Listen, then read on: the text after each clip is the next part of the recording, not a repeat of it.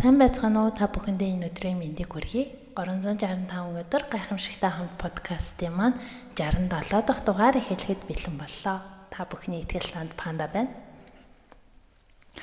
Life is a ticket to the greatest show on earth. Martin H. Fisher. За тэгэхээр өнөөдрийн маань персептив хувьд болохоор хэлсэн үний хувьд болохоор Мартин Хенри Фишер гэдэг хүн юм байна. Тэрээр 1879-с 1962 онуудын хооронд амьдарч байсан. Германд төрөөд Америкт ажиллаж байсан нэрд физиологч, зохиолч, хангаах ухааны профессор хүн юм байна. Тэрээр Цинциннати хэлэх гэж бас гоё юм болж байна. Цинциннатийн их сургуульд олон жил багшилсан бөгөөд шинжлэх ухааны нарийн онолыг амьдралын гүн гүнзгий үнэн хурц хошин шогтой хослуулан олон зуун алдартай мэргийн ишлэл афоризмаараа дэлхийд дахина мөнхрөн үлдсэн хүн байт юм байна. За түүний алдартай мэргийн ишлэлүүдээс дурдах юм бол эмч хүн өвчтнийг биш зөвхөн өвчнийг нь онцлоо зогсохгүй тэр өвчний ард байгаа хүнийг нь олж харах ёстой гэх. Ер нь алгааны хүний хувьд бол энэ өмнө сонсч ирсэн үг байна. Яг энэ хүнийг хэлсэн гэдэг нь бол тухайн үед бас сонсч байсан баг. Гэхдээ яг энэ үгийн хувьд бол үнэхээр яг бид нарын яг яс маханд бол нэлээд сайн шингэсэн. Миний хувьд бол нэлээд сайн Пандагийн маань хар цагаанд бол нэлээд сайн шингэсэн байгаа.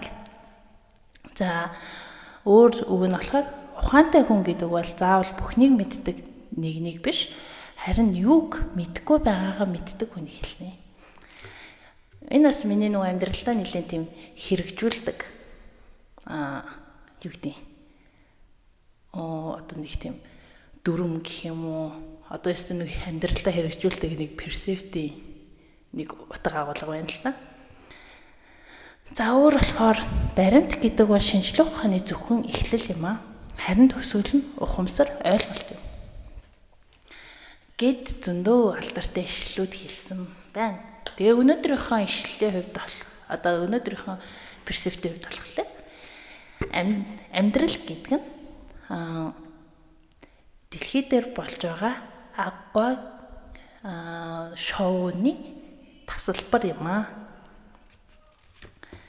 Нөгөө нэг яг greatest show гэхээр нөгөө greatest show man илүү нэг мюзикл гардаг та.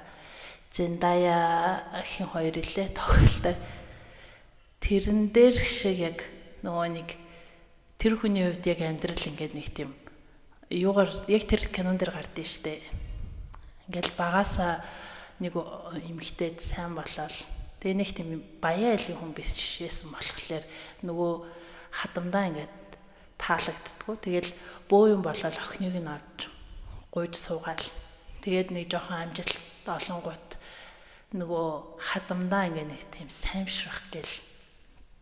Хандаа л нөгөө нэг зөвшөөрөл одоо юу гэдэг өөрийгөө нэг тийм сул дорой эсвэл бол тийм ядуу нэгэн биш шүү гэж нэг юуныхаа эхнэрийнхээ аав ээжэд харуулах гэсэн нэг тийм юунасаа болоод яг амьдралд нь юу чухал байсан гэдгээ мартаж орхидог хүний талаар гардаг кино.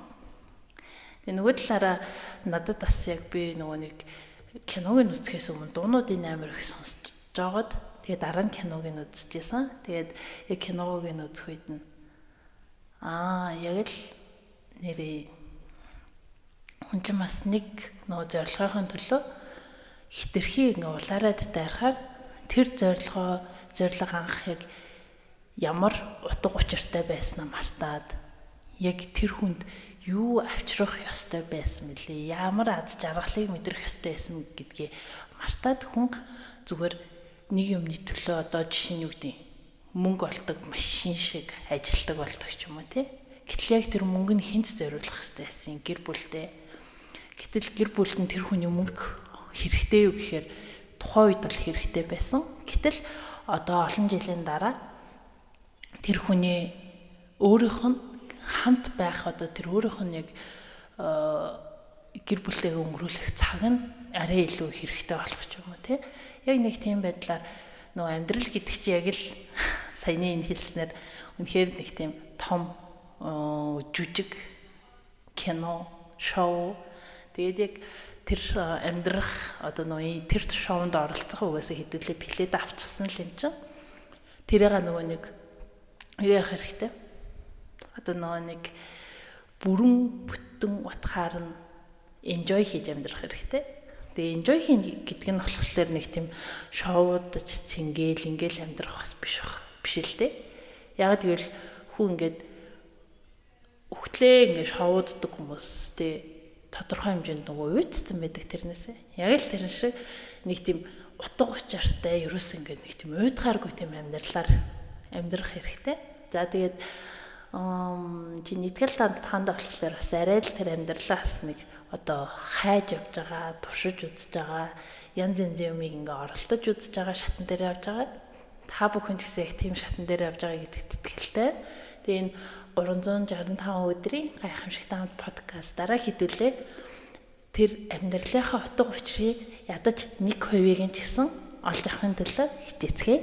Тэгээд ер нь бол эцэсэл нэг ингээд амьдралдаа хүн аз жаргалтай байна уугүй юу гэдэг нь тэр амьдрал ямар юу тохиолдож байгаагаас илүүгээр чи өөрөө тэр амьдралаа яаж мэдэрч байгаа нь хамгийн чухал болохоор ер нь бол аз жаргалтай байна уугүй юу гэдгийг бол хэрвээ чи энэ асуултанд ингээд би аз жаргалгүй байна гэж хариулж байгаа бол чи аз жаргалгүй байх сонголтоо өөрөө хийсэн гэдгээ ойлгох хэрэгтэй шүү. За тэгээд өнөөдрийнхөө дугаарыг үгээр өндөрлөе. Энэ хүртэл хамт байсан та бүхэндээ баярлалаа. Баяртай. 365 хоногийн турш чамтай хамт байх чиний итгэл таанд панда.